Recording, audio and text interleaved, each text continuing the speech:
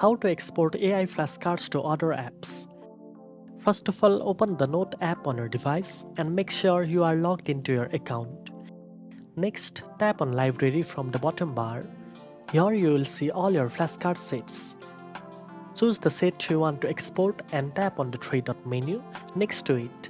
From the options that appear, select Share. Now you will be able to share or export your flashcards in a format that works with other apps or platforms. This makes it easy to move your study material wherever you need it, whether that's another flashcard app, a document, or even sharing with friends. Exporting your sets can save time and help you stay organized, especially if you are studying across multiple platforms.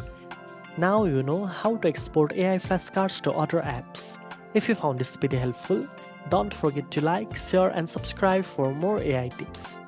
Thanks for watching, and I'll see you in the next one.